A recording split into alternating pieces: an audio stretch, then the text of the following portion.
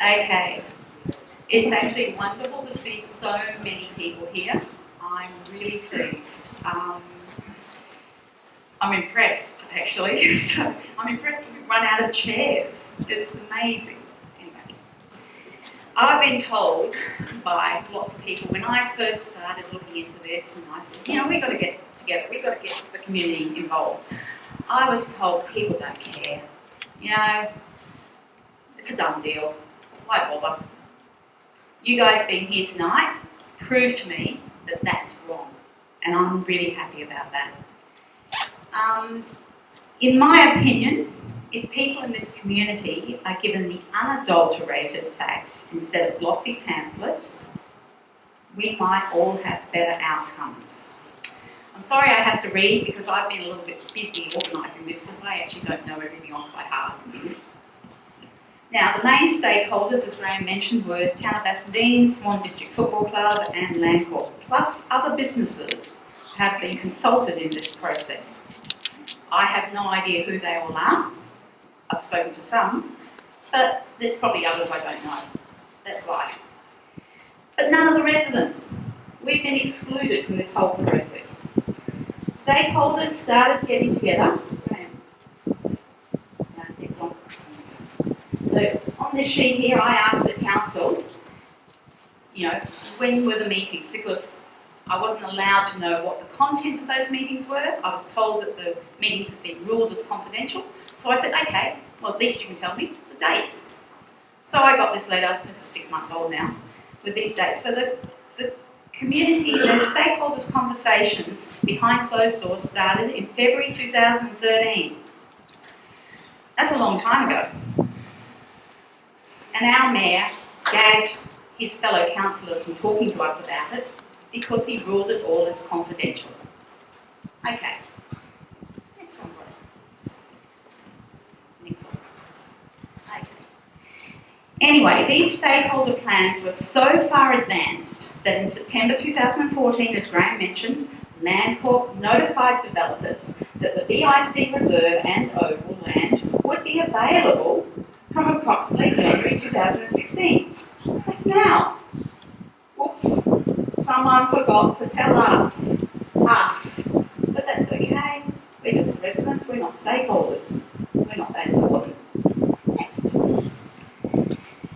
The lack of detail available to residents is astounding, especially in respect to the Oval, which, by the way, has heritage areas and sacred Indigenous soil and grassy mounds.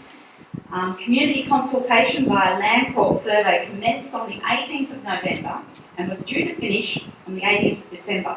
So that survey should have, in theory, been finished by now. Completely gone. Anyway, council neglected to upload the survey onto their website within prescribed timelines. So after a little letter writing from a few residents, the survey period was extended to the 22nd of January, which allowed us to actually start organising these sort of things, because I'll tell you what, in 4 weeks there's no way we could have organised this. Pay attention to the language that you read in all the media and the promotional material about these developments. Pay particular attention to the type of language used. The use of the word will. This will, this blah, blah, blah. It's like implanting in your mind it's a done deal. And I object to that. If there's true community consultation, they shouldn't be giving off this impression as a fait accompli that, there's going to be units and there's going to be that. What is the community consultation then? If we have a say, then they shouldn't be saying that this will be here or this will be that. They should be saying, okay, we'll actually talk to the community, get ideas. In other councils, they have community forums where the community go and give input to planning procedures, and there is a feedback, a dialogue that happens not just when these things come up, but constantly. But we don't have that in Bassendean. Now let's talk about hardcore misleading information. Okay, page of the Land Court survey stated, I'm sorry I have to read all this, Site 1 yellow border, known as Bassendean Oval, will be opened up to the community for public open space. So what does that bring up in your head? You can go running through grasslands and parks and trees because they're going to open it up for us all. That's what was on that survey for the first 4 weeks. Go through the... After 4 weeks of several residents writing letters to Land Court, Minister Day, Minister Redmond, the council, sometimes all of them. Sometimes we just wrote a whole lot of them to see what would happen. Little happened, I can tell you. Anyway, after 4 weeks of sending these letters, Land Court very quietly changed their online format to the following. Site 1, yellow border, known as Bassendean Oval, will be developed for housing with the oval and some portions of the developable area opened up to the community for public open space. My, what a big difference that was. But 4 weeks we have community out there who had read this stuff. They're under the impression it's going to be opened up for public space. Now we have community who are reading the second format. They're under the impression there's going to be housing. What does this do? It confuses the community. There's different perceptions happening all over the place now. That's what misleading information does. And that's not acceptable. It doesn't inspire confidence in their future community consultation, that's for sure. Okay, we're off that page now. If you want to click, click. Sorry, I'm not very... Okay. Now, how did we know that the original Land Court statement was misleading? Well, Mr. Day, he made some comments in his original media, and I'll quote, Bassendean redevelopment would be similar to Claremont Oval, and 300 to 400 apartments could be built across the sites. It's envisaged to include commercial, retail and residential. He said about 5 levels or so is not particularly remarkable these days in an area where there's quite a bit of open space. I suggested that he go and build his unremarkable 5-level units in Kalamunda where it's his own electorate. Never mind. I don't think he'll take me up on that. The minister also said he was confident residents would support apartment buildings as part of the redevelopment of land near the Oval. Near or on? Language. See what I'm saying? The language used. Well, clearly the map shows that the yellow zone is on the Oval. But there's no media stories that ran the map. Every bit of media that they had, no map. I did write to them about that as well. So the map would easily convey to you what areas they're talking about.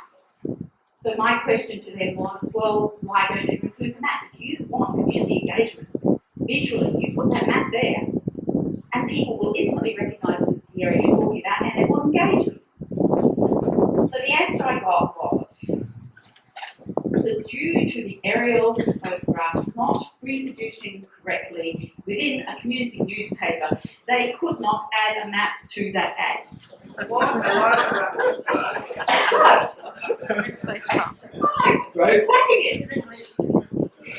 That's like it's so busy. I've been writing every day, honestly. Anyway, I wrote back and said, oh my God, I'm so sad to hear that our premier leading organisation that does all the planning for like WA doesn't know about 2D black and white maps that companies have been using in advertising for years. Shame. I actually then did black and white 2D map and put it in all the flyers you guys have been getting. Okay. Survey questions. I'm not a great fan of that survey form. Survey questions 1 and 2 ask how often we use An area that's fenced off.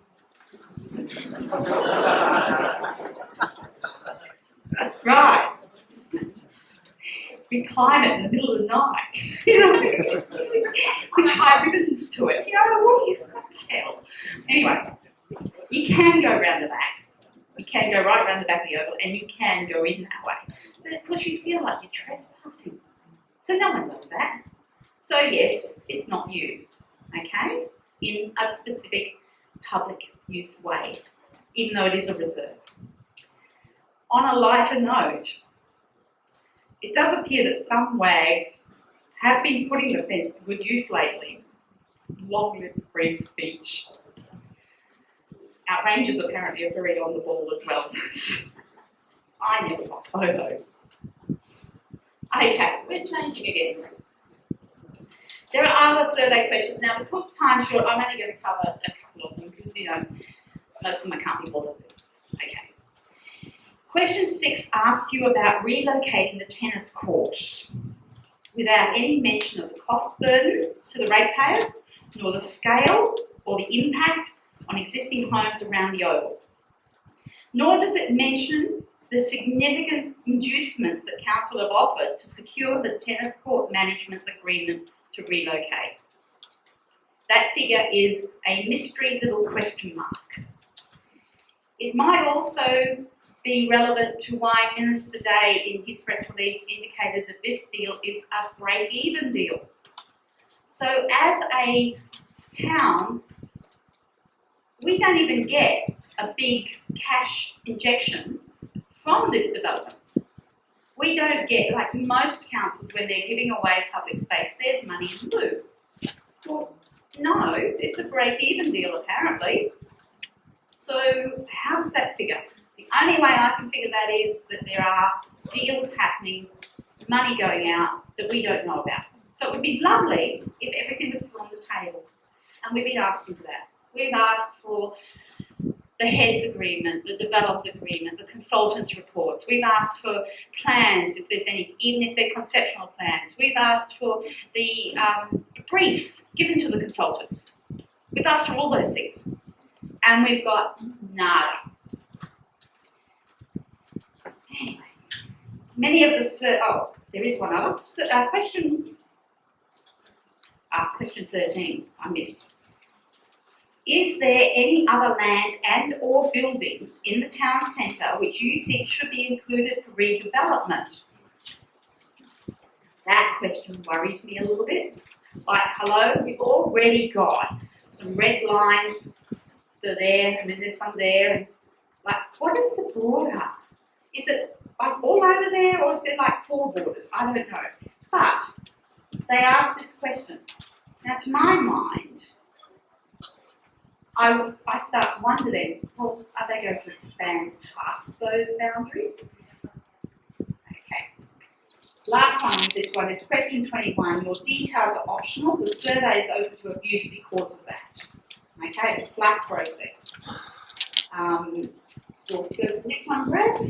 Okay, land corp advertisement. Okay, so this is the land corp advertisement. Sorry, I didn't have time to blow it up. So how many of you in this room actually saw the ad in the community newspaper? That's not too many of you. Okay. That's actually really quite poor. I can understand why it's poor. No map included. Why? When that would instantly attract the attention of residents. The advertisement directs people to the online land corp survey, so older folk who are not computer savvy are excluded because there's nothing to tell them where to get a hard copy. There's no contact info on the ad. And the survey hard copy, should you find one in the library, there's no contact information on that either. Sorry.